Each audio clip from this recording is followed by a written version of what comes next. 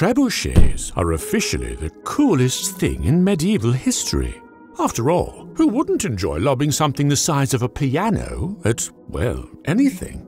But how did one get to join the crew of one of these magnificent machines? Well, the short answer is, we just don't know.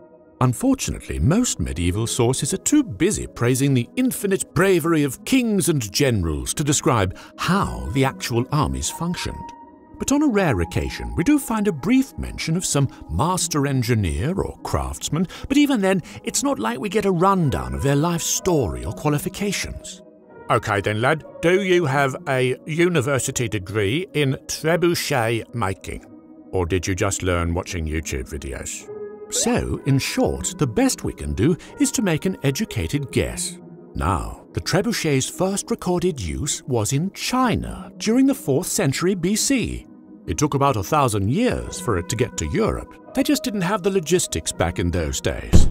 But on its way there, it became the go-to siege weapon for the Persians, Arabs, and the Byzantines. Then, for nearly 1,000 years, the trebuchet would dominate the battlefields of Europe.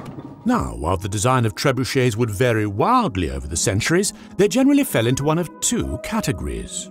The earlier traction trebuchets worked by muscle power alone. They required large crews, sometimes hundreds of men, all pulling ropes simultaneously to launch the missile into the air.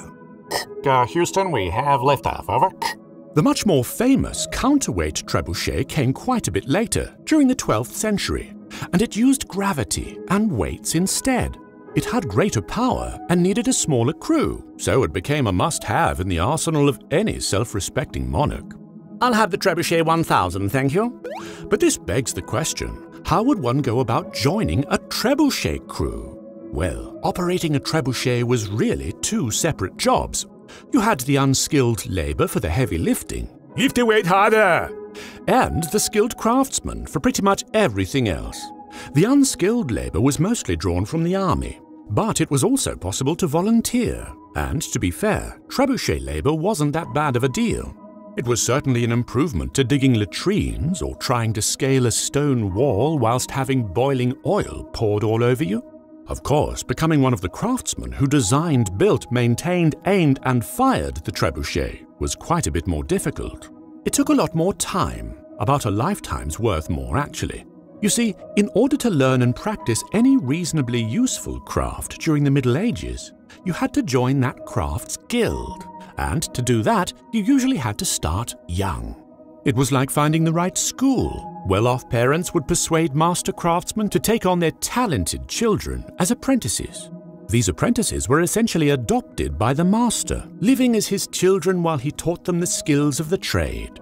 Think of it like a boarding school, with no holidays, and the occasional risk of violent death. Nothing to see here, parents. Everything's all right. Yes, good, right. Oh dear. The next step was becoming a journeyman, free to travel the country, working for different master craftsmen across various projects, including the odd trebuchet. Before actually designing a trebuchet, the journeyman had to become a master, and to do that, he needed to produce a master work. If it was decent enough and he had the money, the journeyman would create his own workshop and officially style himself a master craftsman. From carpentry to stonemasonry to trebuchet designing. That's how it worked, more or less. Then, when an eager lord was in need of a trebuchet, he'd engage the master craftsmen through their guild to get the ball rolling, or rather, to throw it in the air.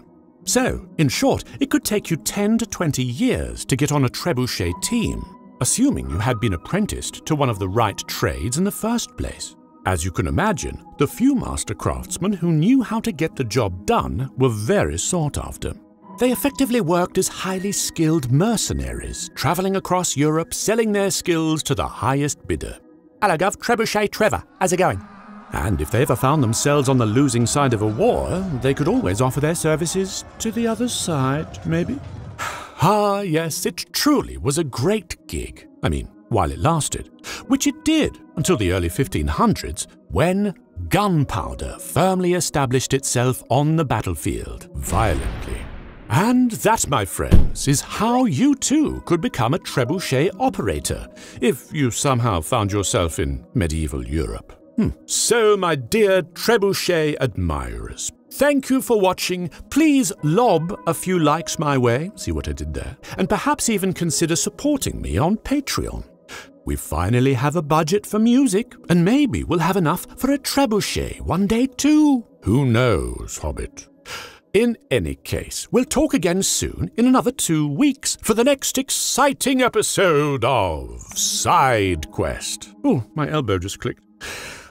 Yes, good.